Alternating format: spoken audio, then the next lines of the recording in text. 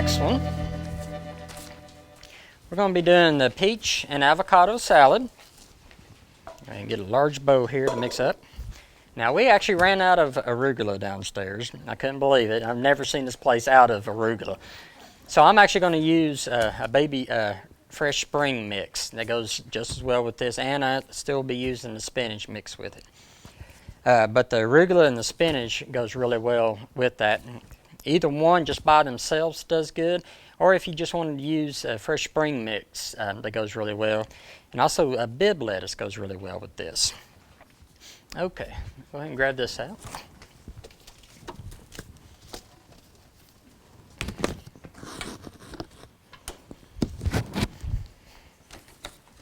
Go ahead and just throw that in. I've already rinsed all of this off.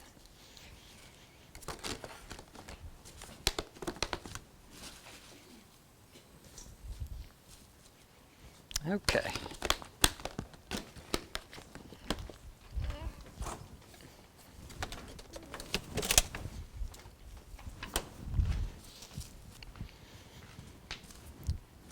Okay, here comes the fun part. Let me get where y'all can see this better.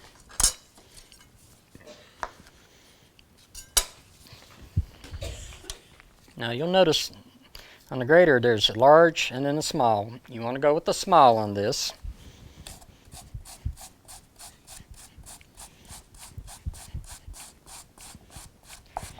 And actually you can tell a difference if you try to do this larger, because some people will just cut it up. I can actually tell a huge difference, not just in the texture, but the flavor that it gives. Because where it is so small, as you can see it's really small, it absorbs the vinaigrette into it. And it gives it such a better flavor when it's like that. Okay.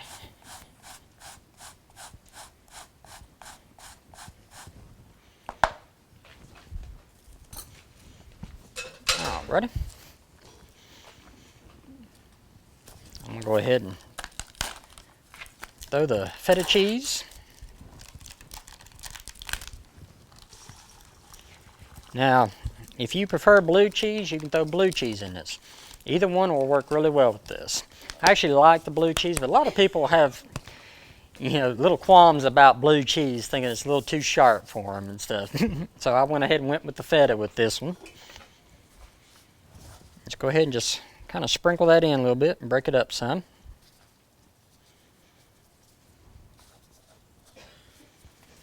Okay. We'll take some cherry tomatoes.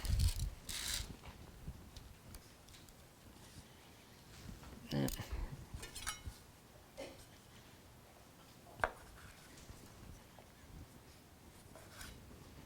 going to need about half of this because I'm doing about a half a recipe for this one. And another thing you can add to this that isn't on the recipe is a shredded or shaved Parmesan. That goes really well with this. Now if you use the blue cheese, I wouldn't put the Parmesan in it. But the feta will go with the Parmesan, or just put Parmesan in by itself. Okay. There we go.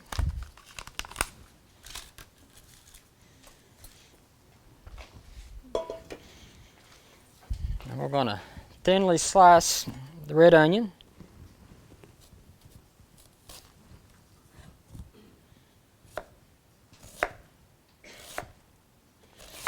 And you want to get that as thin as you can,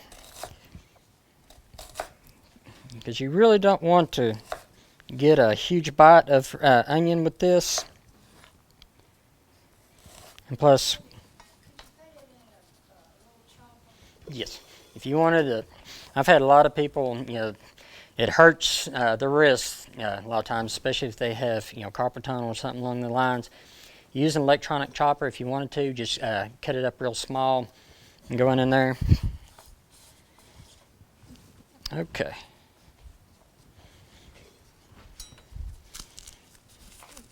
All right. We're going to take half a bell pepper after you get the sticker off. I know, I'm bad about that. Okay.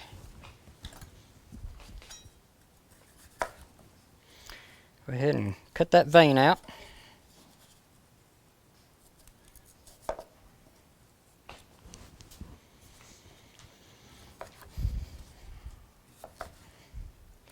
You want to cut this pretty large, about 1/2 inch to 3/4 inch. And if you wanted to, you can add a little bit of yellow bell pepper. And it's more just for giving it color.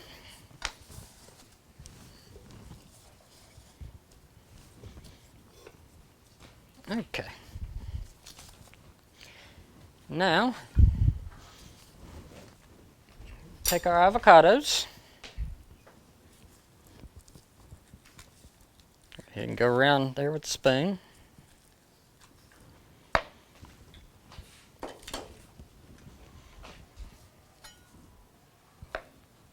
And you're going to cut it about the same size as you did the peppers there.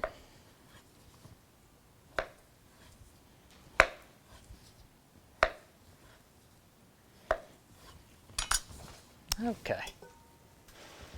As you can already tell, this is going to have a really nice color to it and presentation. Okay. Now we're going to make the dressing for it.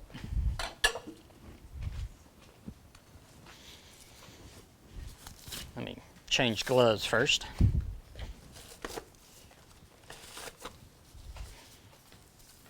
Okay. Now with the avocados, now I've had a lot of people asking, you know, how do I know which good avocado to grab? Because some of them you'll get and you can't even break it apart because it'll be so hard. First of all, if it's really bright green on the outside, you know that thing is going to be hard as a rock most of the time. And you want to look to where it starts turning a little bit yellow or brown. It's still going to have darkness to it because you'll see the contrast of where the skin, you know, will have that dark tint to it in one sense. But then you also see where it's like a lime green. That's when it's not quite ripe enough. I mean a dark green, I'm sorry. It's not quite ripe enough. But once it starts getting a yellowish or a brown tint, that's where it's starting to ripe. But if you grab one and it does like the yellow peaches and your hand goes through it, you might want to be careful because it may already start turning dark on you because it's you know, it's really ripe then. That's a great stage to work with it, but it's also one you got to be careful because it could be overly ripe. Okay. Now we're going to use some white balsamic vinegar. And if you wanted to, you can actually use just the regular balsamic vinegar. You can even use the red wine vinegar and such too for it, because I know some people would prefer the flavor of that over balsamic. Okay. A little bit of sea salt in there.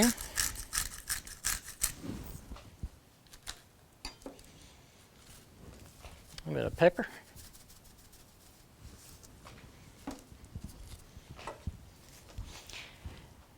Okay, now the extra virgin or the olive oil on there, I noticed they left out the amount.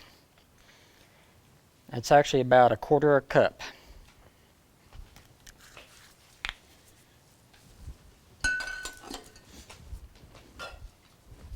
Okay. Just mix that all in.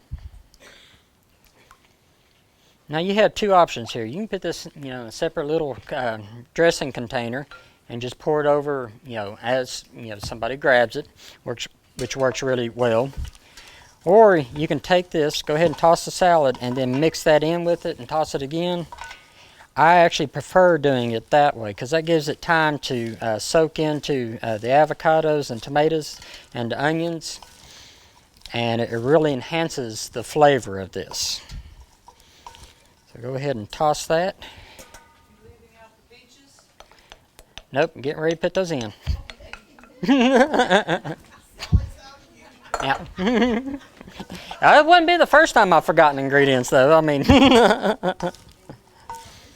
now I'm actually using frozen peaches on this. And for this, a lot of times, especially if you're doing outdoor picnic or something like that, having the frozen peaches and cutting them up and putting them in, it'll help them hold longer, keep them from turning quite as quick.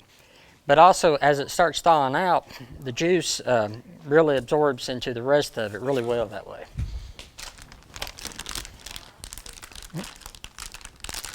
But I mean, if you have fresh, you want to use that, can. I've had a lot of people that'll sit there and freeze the fruit, and so they're always asking, well, can I use that?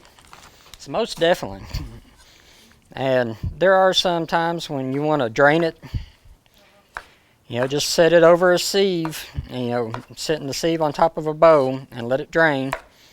Like with raspberries, I'll be doing those frozen. But some people actually will drain those and then use the juice for making sauces later. And so you could actually take that and just let it, slowly thaw out in the refrigerator over top in the sieve that way. Okay.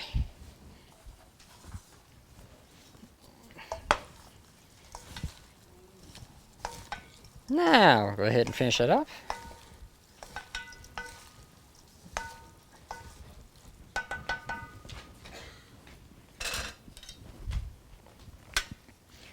And this one's really good for the summertime, because a lot of times when I get a salad before a meal, it'll fill you up almost, some of these salads that come out with. This one is really light salad. It's got a real fresh flavor to it and a very colorful presentation. And like I said, you could put a little bit of Parmesan on it if you wanted to at this stage. But if you use the blue cheese dressing, I wouldn't recommend the Parmesan. I will put a little bit on there for right now. Okay. What's the difference in the flavor of the sea salt, kosher salt? And table salt. Actually, that is a good question. The kosher and the sea salt, you really won't tell that big of a difference in the flavor. It's where they're both crystallized. It's like they're hollow in the center. You can actually use, it's got more of a sodium flavor to dishes than table salt does. So you can use if you use the same amount of each salt, you have more of a sodium flavor using the sea salt or the kosher salt, while using actually less salt, because where it's bigger and it's hollow in the center. Where if you use also the table salt, dissolves very quickly in liquids. And so it's easy to oversalt a recipe using that as opposed to using one of these. And plus it also kills the sodium flavor, so you'll be adding more salt to it, trying to get that flavor to it, while doubling or even tripling the salt intake. That's why a lot of people are going with the kosher salt now, which I prefer it too, because it does have a better flavor.